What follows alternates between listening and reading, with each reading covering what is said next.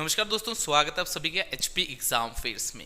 आज हम अपनी एचपी जी के सीरीज में कुल्लू डिस्ट्रिक्ट को कवर करने वाले हैं। यानी मैं आपको कुल्लू डिस्ट्रिक्ट की हिस्ट्री, ज्योग्राफी, पॉलिटी, इकोनॉमी हर एक चीज़ कराने वाला हूं। और आज का जो लेक्चर है, इसकी जो पीडीएफ है वो आपको डिस्क्रिप्शन में मिल जाएगी। तो आपको लिखने की कोई भी ज़रूरत नहीं है, बस वीडियो को देखने और मेरी बातों को सुनने की ज़रूरत है। तो बिना किसी देरी के आज के लेक्चर को हम शुरू करते हैं। सबसे पहले हम कुल्लू डिस्ट्रिक्ट का रिवर सिस्टम देखते हैं, यानी कुल्लू से कौन कौन सी रिवर्स फ्लो करती है। तो दो मेन रिवर्स जो कुल्लू से फ्लो करती है वो है ब्यास और सतलुज। ब्यास हमारे लिए मोस्ट इंपॉर्टेंट है, क्योंकि जो ब्यास है उसका ओरिजिन कहाँ होता है? उसका ओरिजिन कुल्लू में ही होता है, कुल्लू के रोहतांग पास में। तो रोहतांग पास में जो ब्यास नदी है उसका ओरिजिन होता है। रोहतांग पास को एंशियंट टाइम में क्या बोलते थे? भृगु तुंग भी बोलते थे। तो ये क्वेश्चन एग्जाम में आया हुआ है कि रोहतांग पास को एंशियंट टाइम में क्या बोलते थे? तो भृगु तुंग बोलते थे। तो ब्यास का जो ओरिजिन है वो रोहतांग पास से होता है। फिर ये मंडी में एंटर करती है। मंडी में जिस स्थान से एंटर करती है वो स्थान भी हमें पता होना चाहिए। तो कहाँ से एंटर करती है? बजौरा। तो जो बजौरा नामक स्थान है, यहाँ से ब्यास नदी मंडी में एंटर करती है। फिलहाल तो हम कुल्लू डिस्ट्रिक्ट की बात कर रहे हैं, तो हम कुल्लू में देखते हैं जो ब्यास नदी है इसकी सहायक नदियाँ कौन कौन सी है। जो इसकी सबसे बड़ी सहायक नदी है उसका ओरिजिन कहाँ से होता है? उसका ओरिजिन मानतलाई लेक से होता है। तो जो मानतलाई लेक है ये कुल्लू में ही है। यहाँ से एक नदी का जो ओरिजिन होता है उसका नाम क्या है? वो है पार्वती। और पार्वती क्या है? ये ब्यास की सबसे बड़ी सहायक नदी है कुल्लू डिस्ट्रिक्ट में। तो पार्वती का ओरिजिन कहाँ से हुआ? पार्वती का जो ओरिजिन है वो मानतलाई लेक से हुआ, और ये ब्यास की सबसे बड़ी सहायक नदी है। तो जो जो चीज़ें मैं आपको बता रहा हूँ ये मोस्ट इंपॉर्टेंट है, आपको सारी सहायक नदियाँ पता होनी चाहिए। एक और चीज़ आपको बताता हूँ, जो पार्वती नदी है ये कहाँ पर मिलती है ब्यास से? ये जो भुंतर नामक स्थान है वहाँ पर किससे मिलती है? ब्यास से मिल जाती है। तो पार्वती का ओरिजिन मानतलाई लेक से होता है और भुंतर नामक स्थान पर ये ब्यास से मिल जाती है। भुंतर में एक और सहायक नदी मिलती है ब्यास से, जिसका नाम है हारला। तो हारला एक और इसकी सहायक नदी है जो कि भुंतर नामक स्थान पे ब्यास से मिल जाती है। फिर कुल्लू डिस्ट्रिक्ट है तो यहाँ पर कुल्लू शहर भी है। जो कुल्लू शहर है वहाँ पर एक सहायक नदी इससे मिलती है जिसका नाम है सारवरी। तो सारवरी जो है ये कुल्लू शहर में मिलती है ब्यास से, सारवरी। तो सारी आपको सहायक नदियाँ बता रहा हूँ मैं आपको। और ऐसे थोड़े नाम डिफिकल्ट हो सकते हैं, मगर आप हाई लेवल एग्जाम की तैयारी कर रहे हो तो आपको सारी सहायक नदियाँ पता होनी चाहिए। एग्जाम में आपको क्वेश्चन डिफिकल्ट करने के लिए कोई भी सहायक नदी पूछ सकता है। जैसे कि और आपको सहायक नदियाँ बताता हूँ। एक इसकी जो सहायक नदी है वो कौन सी है? वो है सोलंग। एक सोलंग हो गई, फिर मनालसू है, मनालसू हो गई, फोजल हो गई और सुजौन। तो ये देखिए नाम थोड़े डिफिकल्ट आपको लग रहे होंगे, मगर ये आपको सारे याद करने, अगर हाई लेवल एग्जाम की तैयारी कर रहे हो तो आपसे कोई भी बोल सकता है। तो कौन कौन सी सहायक नदियाँ देखी हमने? पार्वती, हारला, सुजौन, फोजल, सोलंग और मनालसू। अब आप इस रिवर का फ्लो देख सकते हैं। बजौरा नामक स्थान से मंडी में प्रवेश कर रही है जो ब्यास नदी है। बाद में ये यू टर्न सा मार के जो कुल्लू डिस्ट्रिक्ट है उसकी बाउंड्री को टच कर रही है। तो जो ये टच कर रही है कौन सा प्लेस है? ये है लारजी। तो लारजी नामक स्थान पर भी इससे दो इसकी सहायक नदियाँ मिलती है, जिनका नाम क्या है? जिनका नाम है सेंज। एक है सेंज और दूसरी कौन सी है? वो है तीर्थन। तो देखिए इतनी सारी सहायक नदियाँ इसकी जो आपको पता होनी चाहिए। तो जो ब्यास नदी है उसका ओरिजिन रोहतांग पास से हुआ। बजौरा नामक स्थान से ये मंडी में प्रवेश करती है। इसकी जो ट्रिब्यूटरीज हैं यानी सहायक नदियाँ हैं कुल्लू डिस्ट्रिक्ट में वो कौन कौन सी है? वो है पार्वती। पार्वती इसकी सबसे बड़ी सहायक नदी है जिसका ओरिजिन मानतलाई लेक से हो रहा है और भुंतर में ये मिल रही है। भुंतर में एक और सहायक नदी इससे मिलती है, वो है हारला। फिर कुल्लू जो शहर है वहाँ पर सारवरी एक सहायक नदी इससे मिलती है। सोलंग, मनालसू, फोजल, सुजौन ये भी इसकी ट्रिब्यूटरीज है। फिर लारजी नामक स्थान पर तीर्थन और सेंज जो दो रिवर्स है ये इससे मिलती है। तो ये सारी सहायक नदियाँ आपको ब्यास की पता होनी चाहिए। सतलुज इतनी ज़्यादा इंपॉर्टेंट है नहीं। जो सतलुज है उसका ओरिजिन राक्षताल से होता है जो कि तिब्बत में, फिर वो किन्नौर में एंटर करती है। तो किन्नौर में एंटर करती है, उसके बाद शिमला में भी जाती है। कुल्लू डिस्ट्रिक्ट है जो इसकी बाउंड्री को ही टच करती है। तो यहाँ पर आपको ज़्यादा इसकी ट्रिब्यूटरीज याद करने की ज़रूरत नहीं है। बस जो सतलुज नदी है ये भी कुल्लू से बहती है, इसकी जो बाउंड्री है उसको टच करती है। बाकी मेन हमारे लिए ब्यास रहने वाली है, क्योंकि ब्यास का ओरिजिन ही कहाँ हो रहा है? कुल्लू डिस्ट्रिक्ट में। तो जो रिवर सिस्टम था ये आपका कंप्लीट था। रिवर सिस्टम में आपको ये चीज़ें पता होनी चाहिए। अब मैं आपको पीडीएफ में ले चलता हूँ। पीडीएफ में मैंने हर एक इंपॉर्टेंट चीज़ जो भी कुल्लू डिस्ट्रिक्ट से रिलेटेड आपको पता होनी चाहिए वो सब कवर करके। तो जल्दी से हम पीडीएफ को देखते हैं। हम कुल्लू डिस्ट्रिक्ट की कंप्लीट इन्फॉर्मेशन देख रहे हैं, तो जो पीडीएफ है आपको डिस्क्रिप्शन में मिल जाएगी। पहले वीडियो को लास्ट तक देख लेना, सिर्फ पीडीएफ को डाउनलोड करना, उसके बाद खुद भी एक बार रीड करना, तब ज़्यादा अच्छी सी चीज़ें आपके लिए क्लियर होगी। मैं आपको एक बार सारी जो इन्फॉर्मेशन है वो दे देता हूँ। जैसे कि जो कुल्लू डिस्ट्रिक्ट है ये फॉर्म कब हुई? 1963 में। तो कुल्लू वैसे तो 1963 में डिस्ट्रिक्ट बन गया था, मगर हिमाचल प्रदेश में कब मिलाया गया इसे? 1966 में, क्योंकि जो पंजाब था उसका पुनर्गठन हुआ था। फिर लाहौल स्पीति, कुल्लू, कांगड़ा, शिमला जो ये डिस्ट्रिक्ट थे ये कहाँ मिलाई गई थी? ये हिमाचल प्रदेश प्रदेश में, मगर ये पंजाब में पहली डिस्ट्रिक्ट बन जाता है कब, 1963 में ही एक डिस्ट्रिक्ट बन जाता है। अब आपको इसका एरिया भी पता होना चाहिए, 5503 स्क्वायर किलोमीटर। बाकी जैसे पॉपुलेशन डेंसिटी हो गया, लिटरेसी रेट हो गया, पॉपुलेशन हो गया, सेक्स रेशियो, ये चीज़ें एग्जाम में नहीं आती। जब आपकी किस्मत बहुत ही ज़्यादा खराब होगी तब ऐसा क्वेश्चन आएगा, वरना आमतौर पर ऐसे क्वेश्चन नहीं आते। बस आप ये याद रखना डिस्ट्रिक्ट कब बना, 1963 में, जो इसका एरिया है वो 5503 स्क्वायर किलोमीटर है। बाकी असेंबली सीट्स आपको पता होनी चाहिए, जैसे कि हिमाचल प्रदेश में टोटल विधानसभा सीटें कितनी हैं, 68 है।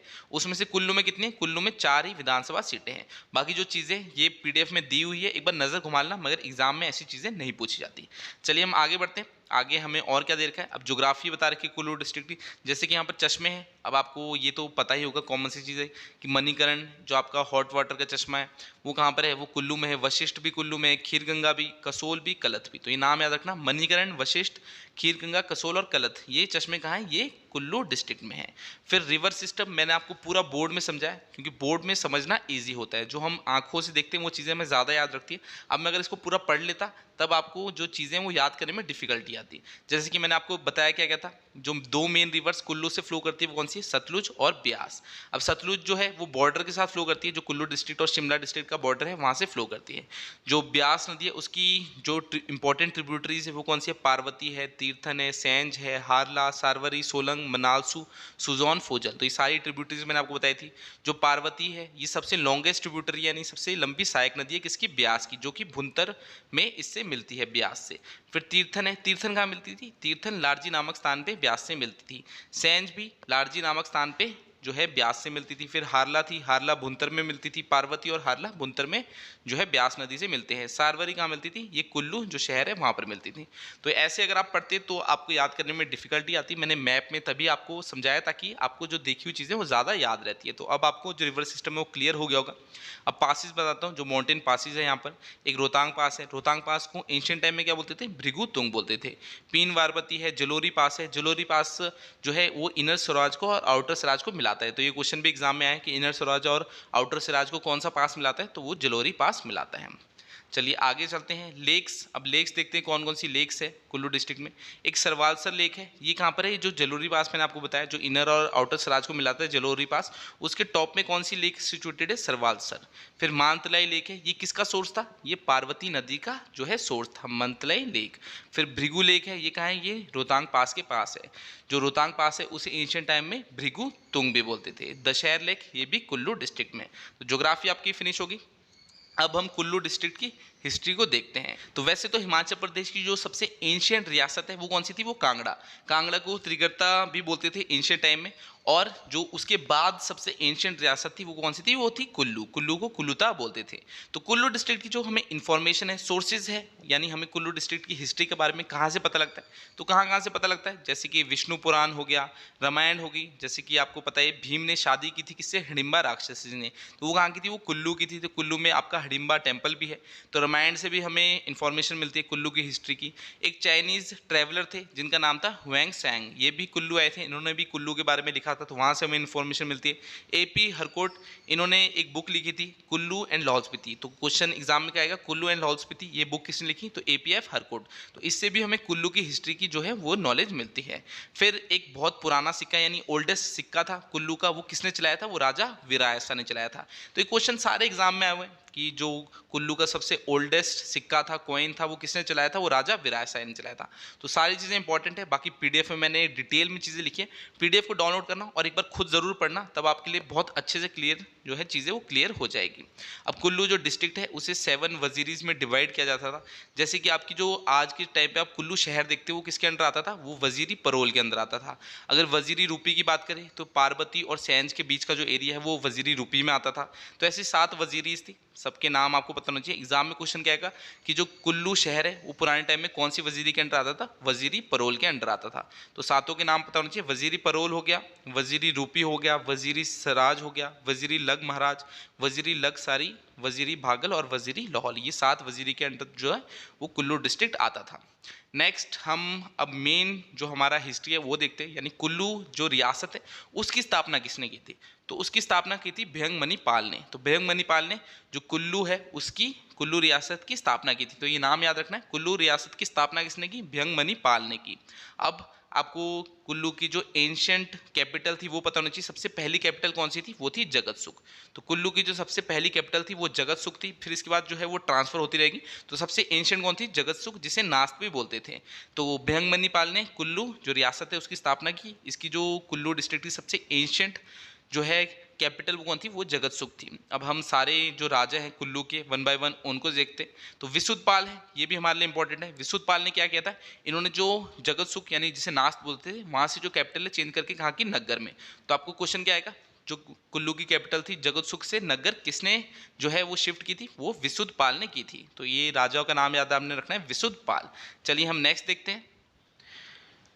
नेक्स्ट जो हमारे इंपॉर्टेंट राजा हैं वो है दत्तेश्वर पाल। अब आपने जब चंबा की हिस्ट्री पढ़ी होगी, यानी जब मैंने चंबा हिस्ट्री को कवर किया था तब मैंने आपको बताया था चंबा के राजा मेरुवर्मन थे। उन्होंने क्या किया था? कुल्लू पे हमला किया था और कुल्लू के राजा दत्तेश्वर पाल को मार दिया था। फिर जो होता है कुल्लू किसके अंडर आ जाता है? जो आ जाता है ये चंबा के अंडर। तो आपने याद क्या करना है कि चंबा के राजा मेरुवर्मन ने किसे मारा था? कौन से कुल्लू के राजा को? दत्तेश्वर पाल को मार दिया था। और फिर कुल्लू चंबा के अंडर आ जाता है। बाद में जो जरेश्वर पाल होते हैं ये क्या करते हैं? ये कुल्लू को फ्री करते हैं चंबा से, क्योंकि चंबा पे हमला हो जाता है। कौन हमला करते हैं? चंबा पे जो हमला करते हैं वो तिब्बतियंस करते हैं, जिनको किरत्स भी बोलते हैं। तो ये चंबा पे हमला कर देते हैं, जिस हमले का फायदा उठाकर जरेश्वर पाल जो है कुल्लू को फ्री कर देते हैं।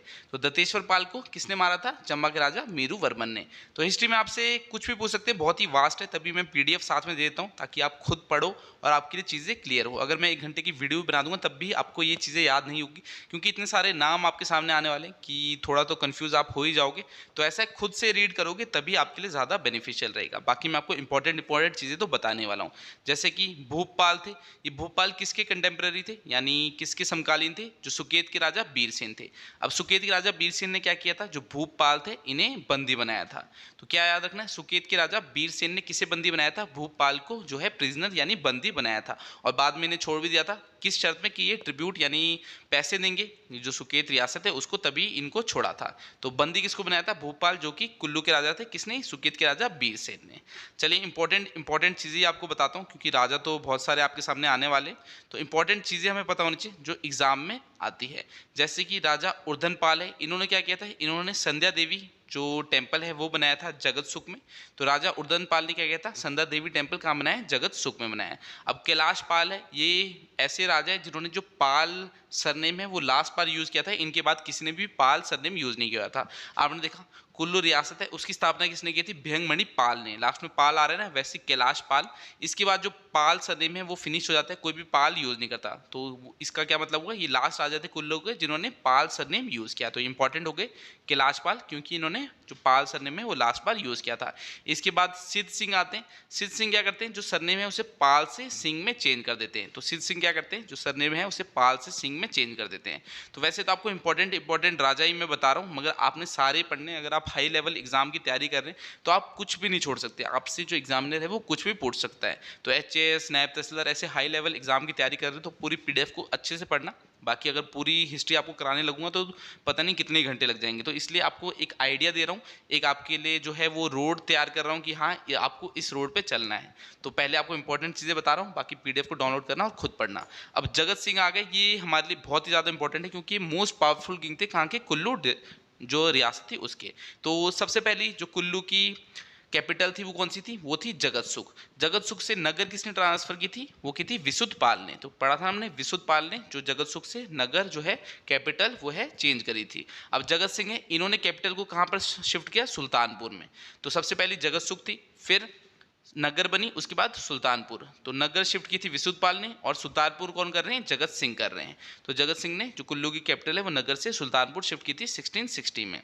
फिर इन्होंने एक ब्राह्मण है उन्हें मारा था जिनका नाम था दुर्गा दत्त। तो वो जो दुर्गा दत्त था उसके पास 3 पाउंड कुछ हीरे जवाहरात थे जो राजा को चाहिए थे, और ब्राह्मण ने मना कर दिया था। उसके लिए जो है उनकी जो कुटिया होती है उसे आग लगा देते हैं, उन्हें मार देते हैं। तो जो ब्राह्मण है उन्हें श्राप देता है। तो श्राप ऐसा होता है कि जब भी खाना कुछ खाएंगे तो इन्हें कीड़े दिखने लग जाते हैं, तो इनमें जो है ब्राह्मण की हत्या का दोष लग जाता है। तो उससे मुक्त होना चाहते थे, तो एक ब्राह्मण आते हैं कहाँ से, सुकेत से।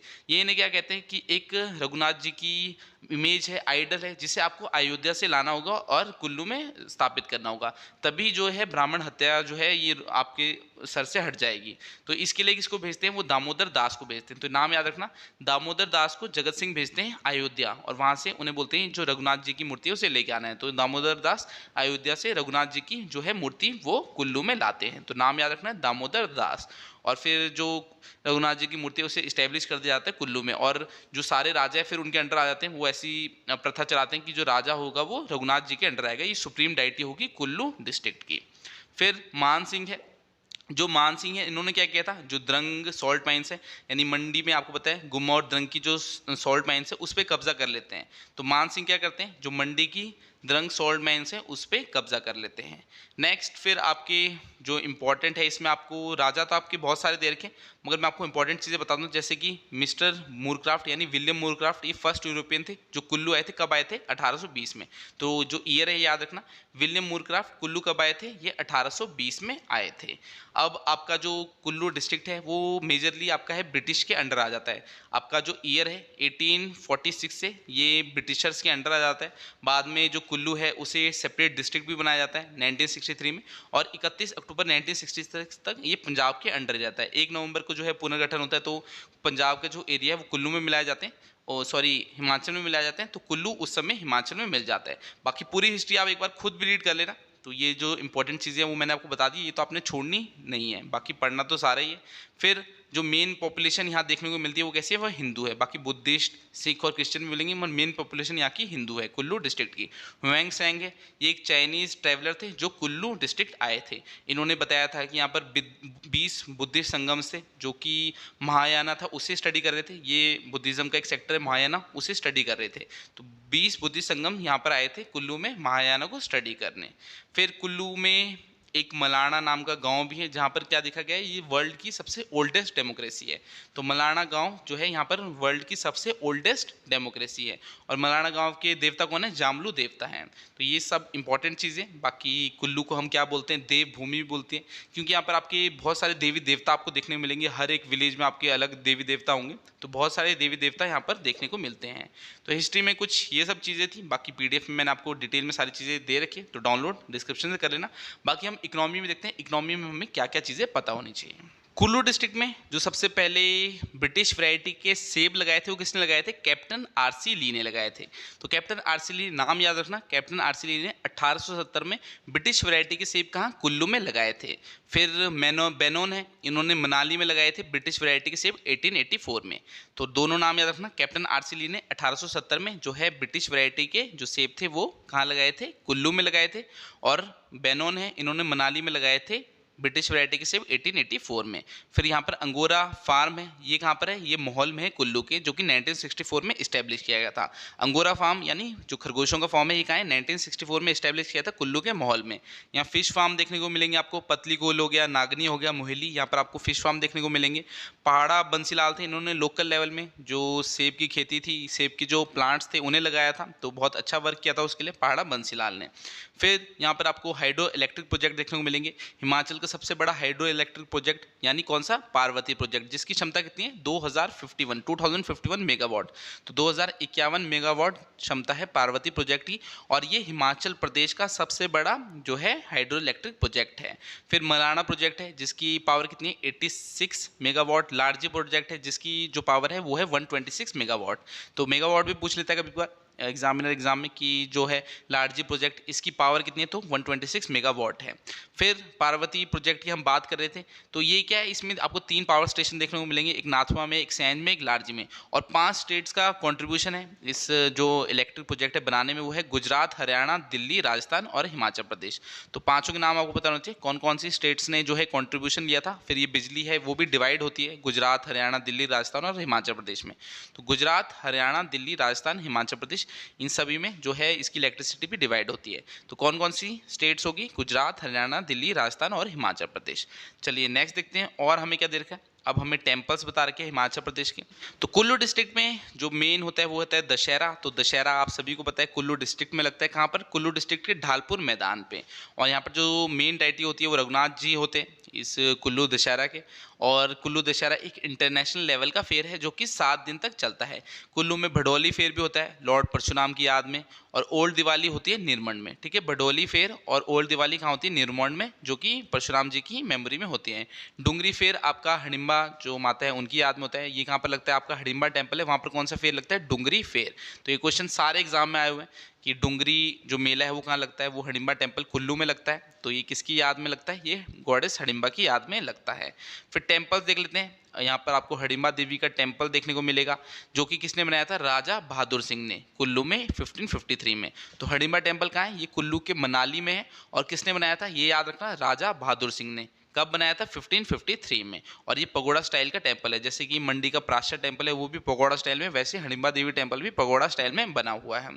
फिर परशुराम टेम्पल मिलेगा निरमंड में आपको। निरमंड को स्मॉल काशी, छोटी काशी भी बोलते हैं कुल्लू की। तो Nirmand is called the small Kashi of Kullu. तो छोटी काशी कुल्लू की किसको बोलते हैं? निरमंड को बोलते हैं। फिर यहाँ पर आपको महिषासुर मर्दिनी वशेश्वरा महादेव टेम्पल भी मिलेंगे। वो कहाँ पर हैं? वो बजौरा में पड़ते हैं। तो कौन कौन से टेम्पल? हडिम्बा देवी टेम्पल जिसे राजा बहादुर सिंह ने बनाया था कुल्लू में, ये पगोड़ा स्टाइल में बना हुआ है। आपको परशुराम टेम्पल कहाँ मिलेगा? निरमंड में। और निरमंड को क्या बोलते हैं? छोटी काशी भी बोलते हैं कुल्लू की। और महिषासुर मर्दिनी विश्वेश्वर जो महादेव टेम्पल है ये कहाँ है? ये बजौरा में। अब यहाँ पर फेमस प्लेसेस आपको पता होना चाहिए, जैसे कि मनाली हो गया, मणिकरण हो गया, सबने सुने हैं, नग्गर हो गया, भुंतर हो गया। भुंतर में तो एयरपोर्ट भी है। हिमाचल में टोटल 3 ही एयरपोर्ट है, तो एक भुंतर में है। तो ये कुल्लू डिस्ट्रिक्ट में पड़ता है। फिर मलाना है, यहाँ पर आपको ओल्डेस्ट जो डेमोक्रेसी है पूरे वर्ल्ड की वो देखने को मिलेगी। और यहाँ पर जो मेन डाइटी है वो कौन है? वो है जामलू। ठीक है, जो जामदगिनी है यहाँ पर मेन डाइटी है। फिर तीर्थन है, यहाँ पर क्या है? यहाँ पर आपको ग्रेट हिमालयन नेशनल पार्क देखने को मिलेगा। तो ग्रेट हिमालयन नेशनल पार्क का है, 2 ही नेशनल पार्क है हिमाचल प्रदेश में, अब 5 हो चुके हैं। तो 5 में से जो एक ग्रेट हिमालयन नेशनल पार्क है वो कहाँ पर है? वो है तीर्थन में। फेमस पर्सन्स पता होने चाहिए, जैसे प्रताप सिंह हो गए, इन्होंने 1857 की क्रांति में पार्ट लिया था। निकोलस रोरिक हो गया, इनके नाम पर एक रोरिक आर्ट गैलरी भी है कुल्लू डिस्ट्रिक्ट में। फिर लालचंद प्रार्थी हो गए, ये भी एक इंपॉर्टेंट पर्सनैलिटी है। इन्होंने भी जो फ्रीडम स्ट्रगल था उसमें पार्टिसिपेट किया था और इन्होंने एक बुक भी लिखी थी कुलूत कंट्री। तो लालचंद प्रार्थी के बारे में आपको पता होना चाहिए। तो ये सब इंपॉर्टेंट चीज़ें। अब बुक्स देख लेते हैं। बुक मैंने आपको एक स्टार्टिंग में बताई थी, APF हरकोट की। कौन सी थी? Himalayan district of Kullu and Lahaul Spiti. तो Himalayan district of Kullu and Lahaul Spiti किसने लिखी? APF हरकोट ने। फिर स्टोरी ऑफ कुल्लू देश, ये लिखी है लालचंद प्रार्थी। लालचंद प्रार्थी ने स्टोरी ऑफ कुल्लू देश। तो ये इंपॉर्टेंट बुक्स थी। तो मैंने सारी कंप्लीट इन्फॉर्मेशन आपको कुल्लू डिस्ट्रिक्ट की दे दी है। बाकी PDF डिस्क्रिप्शन में दिए, इसे डाउनलोड कर लेना। और कुल्लू से रिलेटेड हम सारे इंपॉर्टेंट MCQ भी करने वाले हैं, तो उसका लिंक भी मैं आपको डिस्क्रिप्शन में दे दूंगा। उस MCQ सीरीज से आपको पता लग जाएगा कि आपकी जो लेक्चर है वो कवर हुआ है या नहीं हुआ, यानी आपको चीज़ें याद हुई है या नहीं। जो भी आज तक कुल्लू डिस्ट्रिक्ट से रिलेटेड क्वेश्चन आए वो मैं उस सीरीज में कवर करूंगा। तो उसका लिंक कहाँ मिलेगा? वो आपको डिस्क्रिप्शन में मिल जाएगा। उस वीडियो को जरूर देखना। बाकी आज के क्लास को हम इतने रखते हैं, मैं आपसे अगली क्लास में मिलूंगा। तब तक के लिए शब्बा खैर, थैंक यू।